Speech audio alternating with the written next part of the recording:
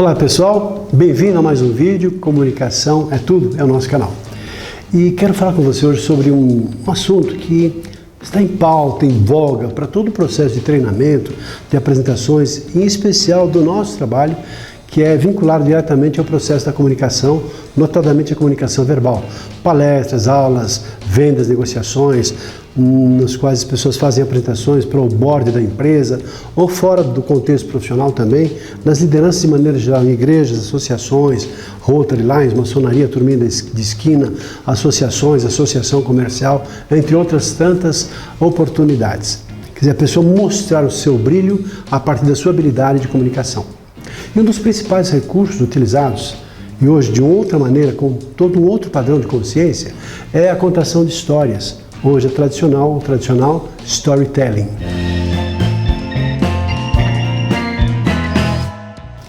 Você tem a sua história para contar. Todos nós temos, não só uma, mas todas as histórias da nossa vida.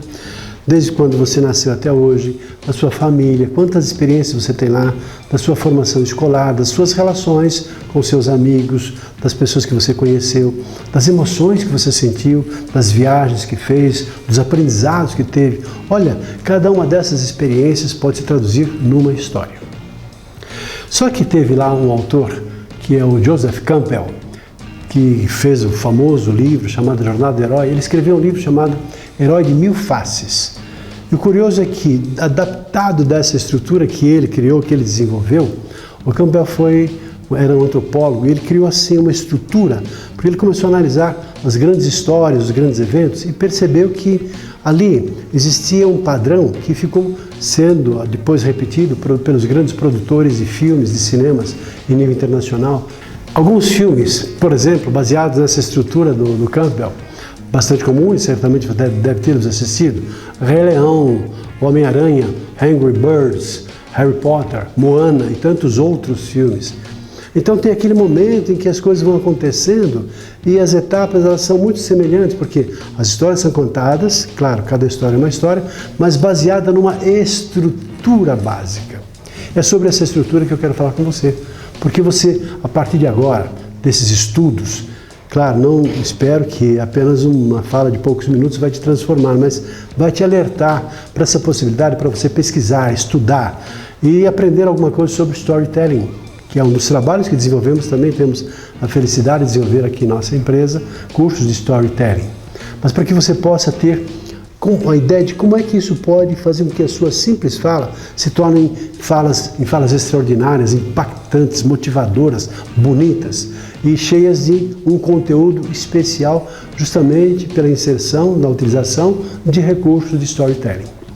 Só para ter uma ideia lá do Campbell, ele separou isso em diversas etapas, em exatas 17 etapas. E rapidamente então, a primeira parte é a chamada aventura. No momento no qual o protagonista nem está nem aí, acontece alguma coisa, um acidente, um incidente, parece uma pessoa, de repente, num certo contexto, de repente acontece alguma coisa. Ele é convidado para partir para a história. Se você agora verificar os livros, lá os filmes que você assistiu, e livros também, vai ver que em algum momento, alguma coisa começa a acontecer. É justamente a chamada aventura. E aí, certamente, o protagonista vai recusar. Não interessa, não é comigo. Quem sou eu para fazer um trabalho dessa natureza? Na terceira etapa vem o encontro com o mestre, um encontro com alguém mais velho, notadamente aparece um orientador, alguém que vai dar alguma sugestão, alguma dica, que vai estimular o protagonista a fazer alguma coisa. Depois tem então a quarta etapa, que é a travessia do limiar, que é o momento no qual ele vai começar a se envolver, ele vai se envolver na história. Depois uma chamada também que é a barriga da baleia, que é a quinta etapa, que é o momento, enfim, que ele está lá cheio de desafios, cheio de confrontos, cheio de dúvidas. E vai para a próxima etapa, que é justamente a estrada de provas, momento das provações, dos desafios que ele vai enfrentar. Na sétima etapa, então, vem lá. E assim, você observar, são todas as etapas. Claro que algumas situações elas não obedecem cegamente a essa estrutura. Pode ser que em algum momento a pessoa inverta isso, ou pode ser que algumas dessas etapas sejam eliminadas, mas é um processo que funciona e tem funcionado nesse sentido.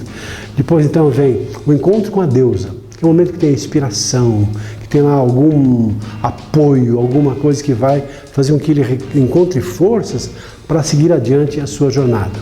Depois tem a tentação. É o momento no qual, por exemplo, lá no Harry Potter, por exemplo, é tentado para não seguir. Tem as histórias que vão dizendo que ele não pode, não vai ser capaz. É um momento que ele tem que se provar para ser mais ele mesmo. Aí depois tem o confronto, que é justamente o momento do pau comer mesmo, né? O protagonista e o antiprotagonista. O momento em que as coisas acontecem ali.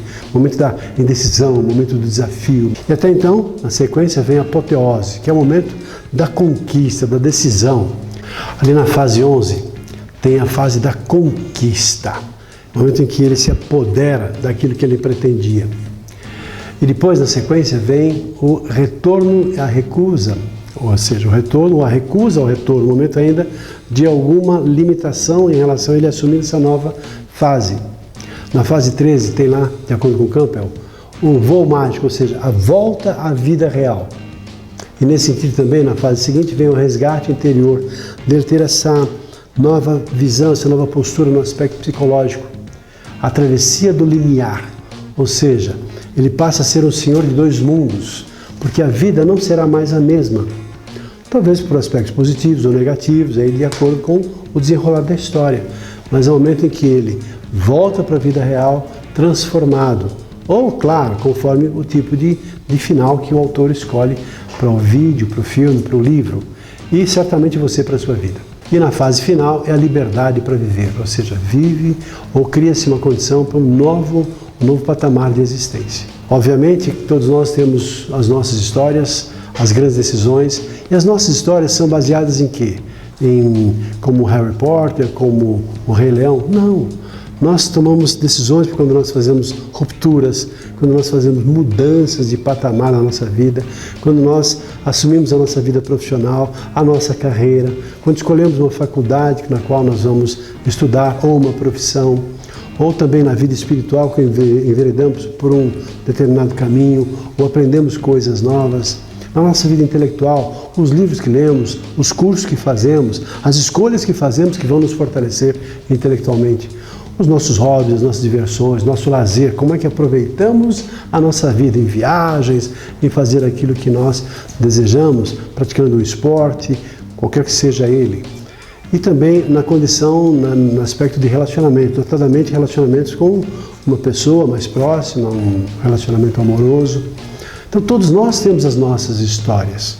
E o curioso é que, se você observar bem, muitas das etapas lá do Campbell, que se baseou justamente na vida das pessoas como antropólogo, ele retratou apenas o que normalmente acontece na vida das pessoas.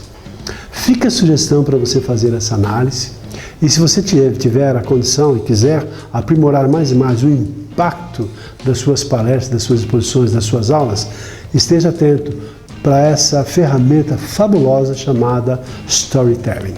Ficamos por aqui, eu espero que você tenha gostado desse vídeo, e se você gostou, compartilhe com seus amigos, deixe aqui também o seu like. Até o nosso próximo vídeo e fica aqui um abraço. Até lá!